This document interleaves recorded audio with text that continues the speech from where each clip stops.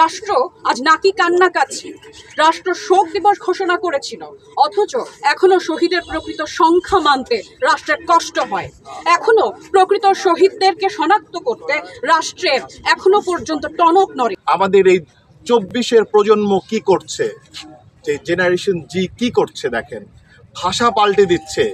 এতদিন যে ভাষায় আমরা চিনতাম সেই ভাষাকে তারা পাল্টে দিয়েছে, আর তারা শোককে শক্তিতে পরিণত করেছে। With great power comes great responsibility. রাষ্ট্রযন্ত্র যারা চালাচ্ছেন, যাদের হাতে সর্বময় ক্ষমতা জনগণ আস্থা ভরে দিয়েছে, তারা আজকে কেন এই ম্যাসাকারের দায় নেবে না? যে হত্যাকাণ্ডকে আমরা নাম দিয়েছি জুলাই গণহত্যা, ইংরেজিতে যাকে আমরা বলছি জুলাই ম্যাসাকার, এর দায় আজও পর্যন্ত রাষ্ট্র স্বীকার করেনি। রাষ্ট্র এখনো ব্যস্ত কিভাবে সবকিছুকে ধামাচাপা দেয়া যায়। রাষ্ট্র আজ নাকি কান্না কাচ্ছে। রাষ্ট্র শোক দিবস ঘোষণা করেছিল, অথচ এখনো শহীদের প্রকৃত সংখ্যা মানতে রাষ্ট্রের কষ্ট হয়। এখনো প্রকৃত শহীদদেরকে শনাক্ত করতে রাষ্ট্রের এখনো পর্যন্ত টনক নড়েনি। এখনো রাষ্ট্র নত হচ্ছে না, এখনো রাষ্ট্রের ভেতরে কোনো মায়া জাগছে না। এই যে সরল শিক্ষার্থীরা তাদের অধিকারের দাবি নিয়ে রাস্তায় নেমে নির্বিচারে পুলিশ এবং অন্যান্য রাষ্ট্রীয় বাহিনীর গুলিতে শহীদ হলেন, তাদের প্রতি তাদের কোনো শ্রদ্ধা জাগছে না। আমি শুধু রাষ্ট্রের কাছে এই প্রশ্নগুলোই রেখে যেতে চাই, যারা আজকের বলছেন আপনাদের উন্নয়নের জন্য এই আন্দোলন হচ্ছে সহিংস আন্দোলন, আমি বলতে চাইছি আপনারা কাদের জন্য উন্নয়ন করছেন? যাদের জন্য আপনারা উন্নয়ন করছেন তারা রাস্তায় গুলি খেয়ে মরছে, তারা শহীদ হচ্ছে, আপনারা নমনীয় হচ্ছেন না। আজ পর্যন্ত সরকারের উচ্চ পর্যায়ের কেউ কোনো দায় স্বীকার করেনি। উল্টো নেট বন্ধ করে দিয়ে মিডিয়া কিনে নিয়ে আপনারা বারবার আপনাদের অযোগ্যতা, আপনাদের অসহিষ্ণুতা, আপনাদের হিংস্রতাকেই আপনারা প্রমাণ করছেন। আপনারা এই প্রশ্নের উত্তর ভবিষ্যৎ প্রজন্মের সামনে দিতে এখনো প্রস্তুত নন, ভবিষ্যতেও হয়তো আর কখনোই সে সুযোগ পাবেন না।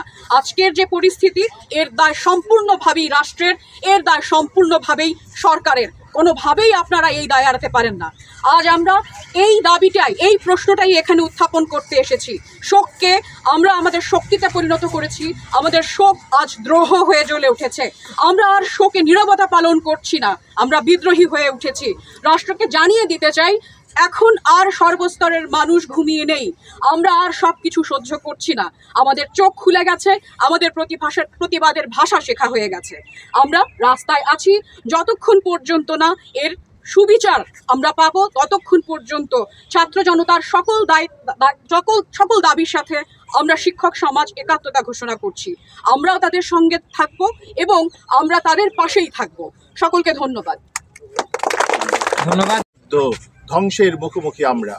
দেখুন আমাদের এই 24-এর প্রজন্ম কি করছে, যে জেনারেশন জি কি করছে দেখেন, ভাষা পাল্টে দিচ্ছে। এতদিন যে ভাষায় আমরা চিনতাম সেই ভাষাকে তারা পাল্টে দিয়েছে, আর তারা শোককে শক্তিতে পরিণত করেছে। এই কালারটা দেখেন, এই কালার কিন্তু এই শুধু জাহাঙ্গীরনগরে কেউ কিন্তু চুজ করেনি, তারা কিন্তু পছন্দ করেনি।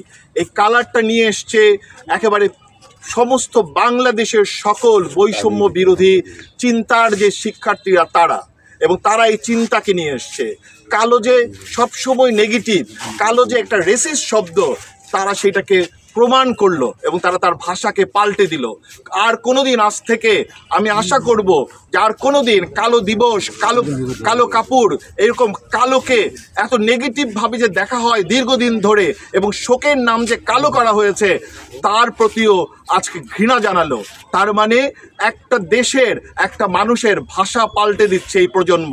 এই কারণে আমার এই প্রজন্মের প্রতি প্রতিদিন ভালোবাসা বেড়ে যায়, যারা এই বাংলাদেশের ইতিহাস পাল্টে দেবে এবং ইতিহাস পাল্টে দিচ্ছে, এবং তারাই হচ্ছে 2024-এর মুক্তিযোদ্ধা।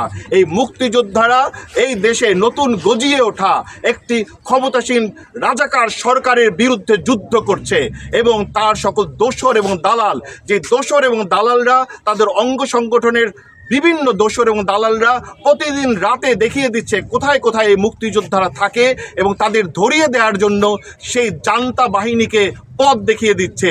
যা ঘটেছিল 1971-এ তাই ঘটছে আজও। তাই আমাদের আর ভয় পাওয়ার কিছু নেই। আমি রাস্তায় এসে দাঁড়িয়েছি এই প্রজন্মের সাথে। এই প্রজন্ম আমাকে সাহস দেয় এবং তার সাহসে আমি সাহসী হই এবং একটা নতুন বাংলাদেশের স্বপ্ন দেখি। সবাইকে আমার পক্ষ থেকে শুভেচ্ছা।